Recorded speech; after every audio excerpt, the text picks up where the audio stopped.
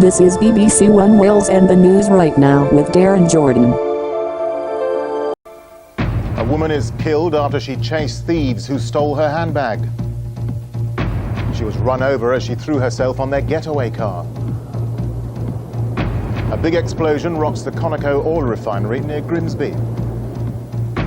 And extra police are on the streets of Bradford after last night's violence.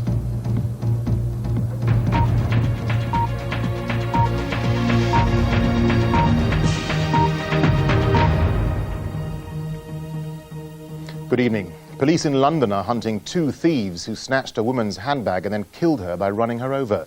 The 42-year-old woman was in a coffee shop at London's Euston Station when the thieves struck. She chased them out onto a nearby street and was killed as she tried to stop them making a getaway. Police have described it as an absolutely horrendous incident. The woman and her husband had been drinking in this coffee shop on Euston Station. The two suspects grabbed her handbag and ran off. The woman gave chase, running out of the cafe and down these steps. The thieves jumped into a white Ford Fiesta and drove off, but the woman then jumped onto the bonnet to stop them. The driver apparently tried to swerve to throw her off. She fell off and was run over. Tonight, police told a news conference she later died of her injuries and that this was now a murder inquiry.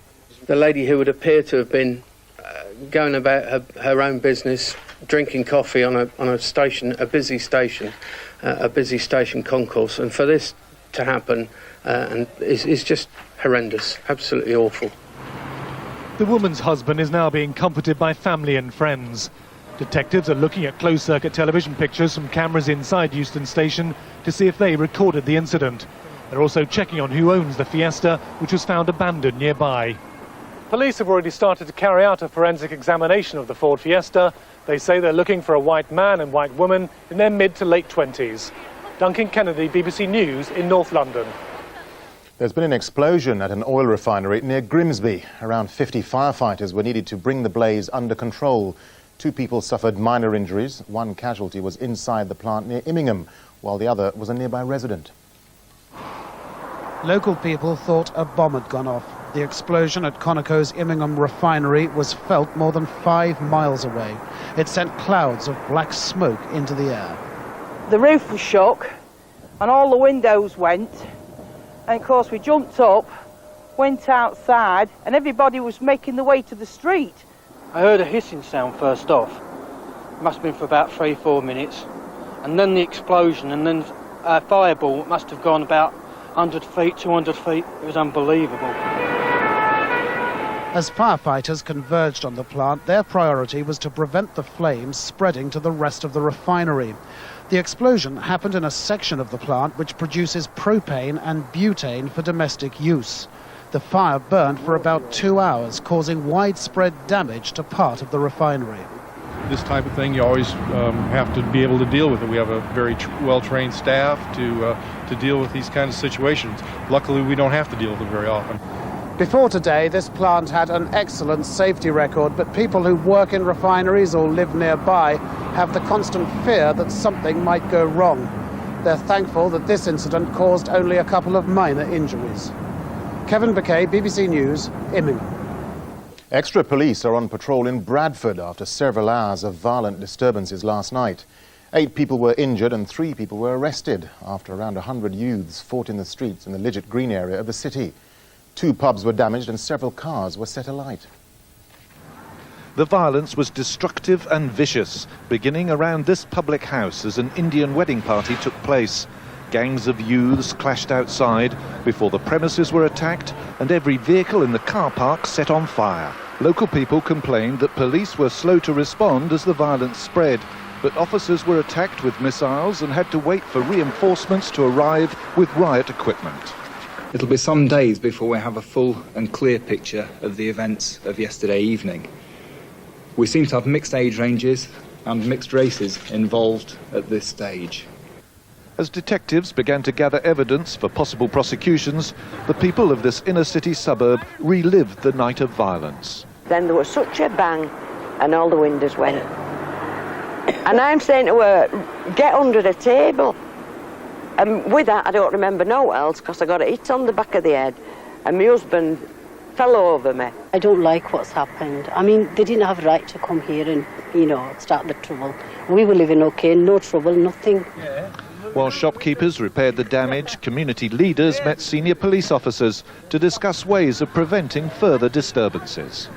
The police have said they're going to step up police presence around the area. Also, the youth service have committed themselves to send youth workers out to speak to the young people and see what they can do. West Yorkshire Police say there'll be extra patrols in the area tonight, and there'll be a thorough investigation of what caused this night of violence.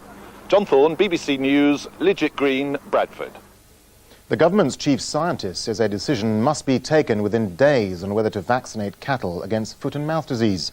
Professor David King says vaccination would help slow the progress of the disease, but ministers have yet to decide.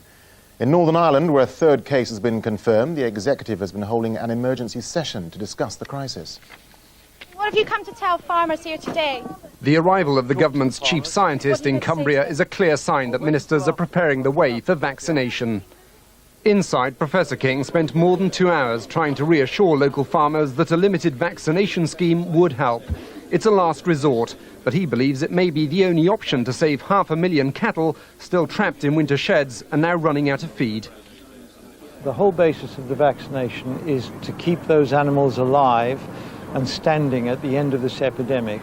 The control of the epidemic is going to be left to the policy of cull.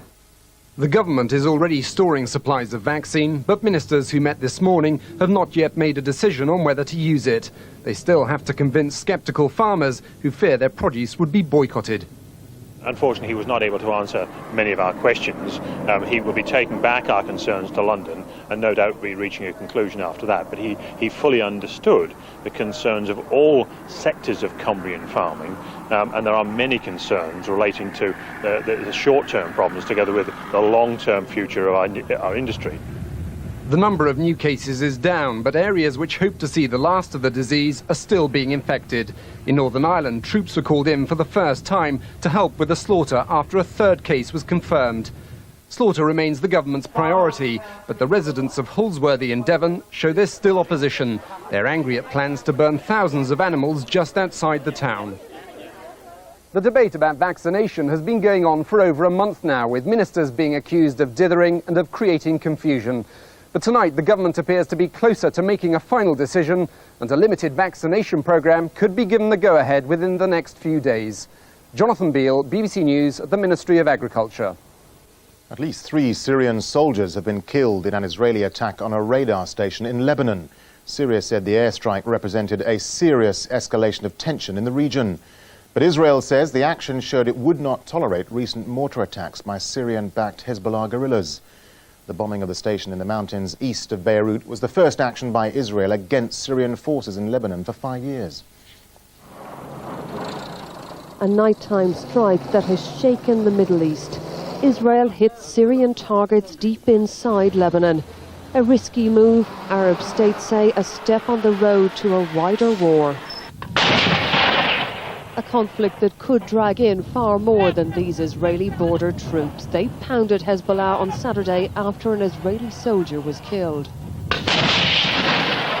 But Syria calls the shots with 35,000 troops in Lebanon. Israel claims it isn't lifting a finger to stop Hezbollah.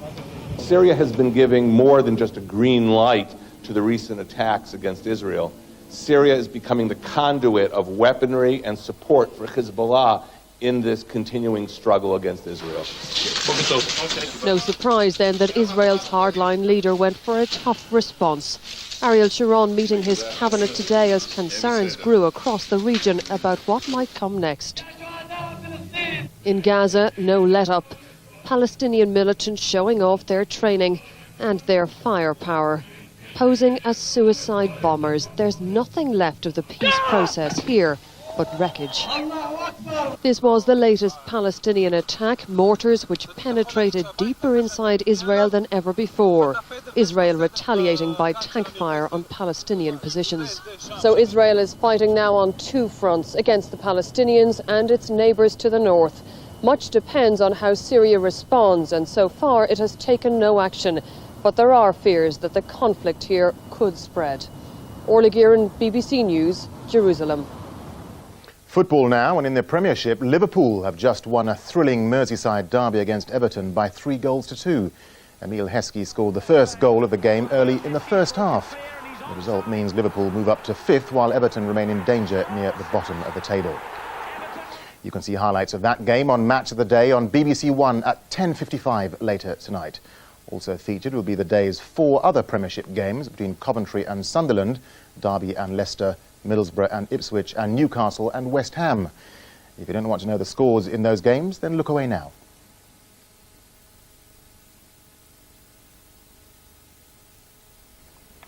In the nationwide First Division, Fulham, who'd already won promotion to the Premiership, will go up as champions. A late goal from Sean Davis gave them the point they needed in a 1-1 draw at home to Sheffield Wednesday.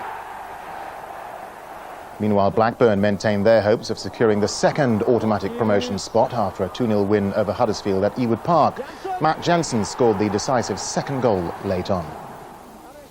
Elsewhere, a referee collapsed and died after suffering a suspected heart attack during the third division match between Southend and Mansfield. Mike North received emergency treatment on the pitch before being taken to hospital. The match was abandoned. In Rugby League, the Bradford Bulls are the new leaders of the Super League after a 35-24 victory over Wigan Warriors. The Bulls scored 5 tries in all, the last of them a solo effort from Robbie Paul, as they replaced their opponents at the top of the table. Well, that's the latest. There'll be news on the hour every hour throughout the night over on BBC News 24. But from us, good night.